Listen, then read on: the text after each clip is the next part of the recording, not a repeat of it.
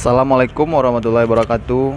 Nama saya Roli Afriandi, NIM 16086200, Prodi Pendidikan Olahraga, mata kuliah Bimbingan dan Konseling. Baiklah, pada kesempatan ini saya akan sedikit mencoba menjelaskan tentang jenis-jenis layanan BK lanjutan.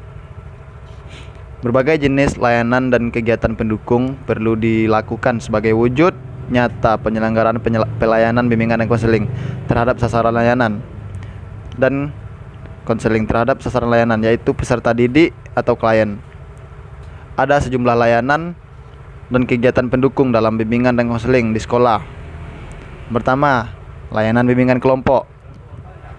Layanan ini yaitu layanan bimbingan dan konseling yang memungkinkan sejumlah peserta didik secara bersama-sama melalui dinamika kelompok memperoleh berbagai bahan dari narasumber dan atau membahas secara bersama-sama pokok bahasan tertentu yang berguna untuk menunjang pemahaman dan kehidupan sehari-hari dan untuk perkembangan dirinya dan untuk pertimbangan dalam pengambilan keputusan dan tindakan tertentu. Tujuan layanan bimbingan kelompok menurut Praitno dan kawan-kawan tahun 2004 agar peserta didik dapat memperoleh bahan dan membahas pokok bahasan tertentu untuk menunjang pemahaman dan pengembangan kemampuan sosial serta untuk pengambilan keputusan atau tindakan tertentu melalui dinamika kelompok. Layanan bimbingan kelompok berfungsi untuk pemahaman dan pengembangan.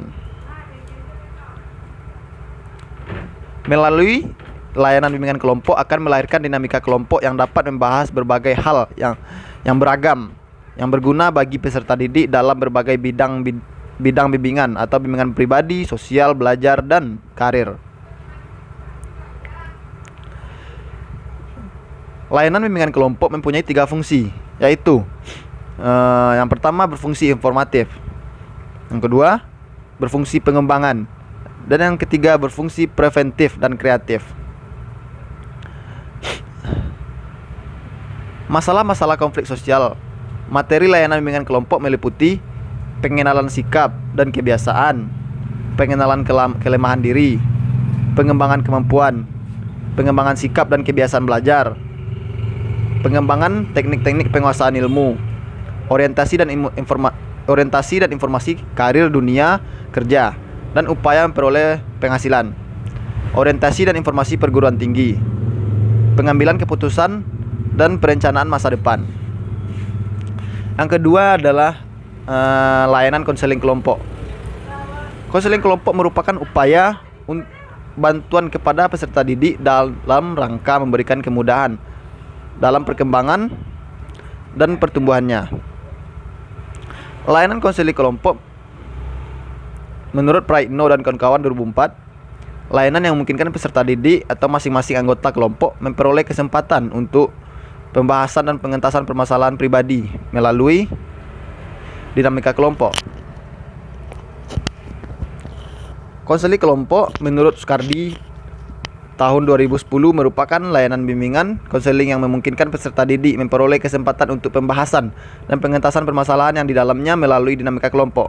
Tujuan ingin dicapai dalam konseling kelompok yaitu perkembangan pribadi, pembahasan dan pemecahan masalah pribadi yang dialami masing-masing anggota kelompok. Yang ketiga, layanan konsultasi.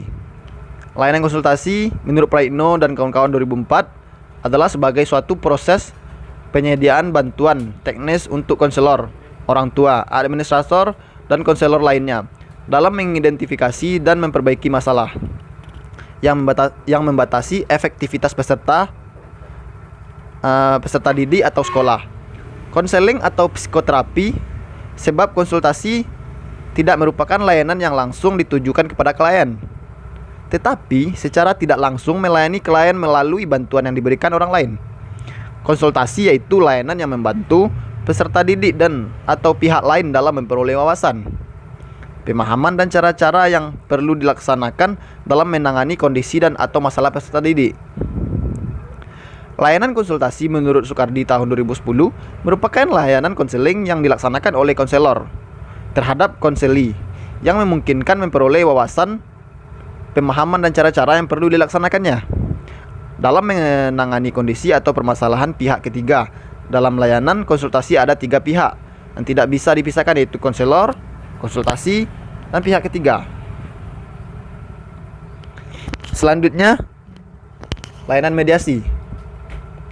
Layanan mediasi menurut Mulyadi tahun 2016 yakni layanan konseling yang memungkinkan permasalahan atau perselisihan yang dialami klien dengan pihak lain dapat terentaskan dengan konselor. Layanan mediasi menurut Lubis Namora Lumonga 2011, istilah mediasi terkait dengan istilah media yang berasal dari kata medium yang berarti perantara. Layanan mediasi merupakan layanan konseling yang dilaksanakan konselor terhadap dua pihak atau lebih yang sedang dalam keadaan saling tidak cocok. Dalam artian layanan mediasi adalah bantuan terhadap dua pihak atau lebih yang sedang dalam kondisi bermusuhan, berbeda dengan layanan yang lain, terutama layanan konseling perorangan. Dalam layanan mediasi, konselor menghadapi klien yang terdiri atas dua pihak atau lebih. Beberapa jenis layanan bantuan bimbingan diantaranya yaitu pelayanan pengumpulan data tentang siswa dan lingkungannya, konseling, penyajian informasi dan penempatan, dan terakhir penilaian dan penelitian. Selanjutnya ada layanan advokasi. Layanan advokasi menurut Hikamawati Fenty 2011 yaitu layanan yang membantu agar hak-hak keberadaan, kehidupan, dan perkembangan individual yang bersangkutan kembali diperoleh setelah hak-hak tersebut selama ini dirampas, dihalangi, dan dibatasi. Tujuan layanan advokasi secara umum yaitu mengentaskan klien dari suasana yang buruk di dirinya, sedangkan tujuan secara khusus yaitu membebaskan klien dari cengkraman pihak tertentu. Komponen layanan advokasi yaitu: yang pertama ada konselor, kedua korban penyelenggaraan hak, yang ketiga ada pihak-pihak terkait. Materi layanan advokasi yaitu terfokus pada klien yang terkena pelakunya negatif dari pihak-pihak tertentu dan merugikan klien. Yang kedua berkenaan dengan materi karakter. Jadi kesimpulannya, berdasarkan analisis yang telah dilakukan, dapat ditarik kesimpulan bahwa konseling merupakan adaptasi dari aliran psikologi yang memfokuskan perhatiannya pada tingkah laku yang tampak. Pada hakikatnya, konseling merupakan sebuah upaya pemberian bantuan dari seorang konselor kepada klien. Bantuan di sini dalam pengertian sebagai upaya membantu orang lain agar ia mampu tumbuh ke arah yang dipilihnya sendiri. Dalam pandangan kaum behavioristik atau termasuk konselor behavioral, manusia dianggap sebagai sesuatu yang dapat dirubah dan dibentuk. Manusia bersifat mekanistik dan pasif. Banyak pendekatan dalam konseling behavioral. Dari keseluruhan pendekatan yang ada, semua menjurus pada pendekatan direktif, di mana konselor berperan aktif dalam penanganan permasalahannya. Baiklah, sampai di sini dulu tentang layanan bimbingan konseling lanjutan. Kalau ada salah dan janggal, saya mohon maaf, banyak maaf. Wabillahi taufiq wal hidayah. Wassalamualaikum warahmatullahi wabarakatuh.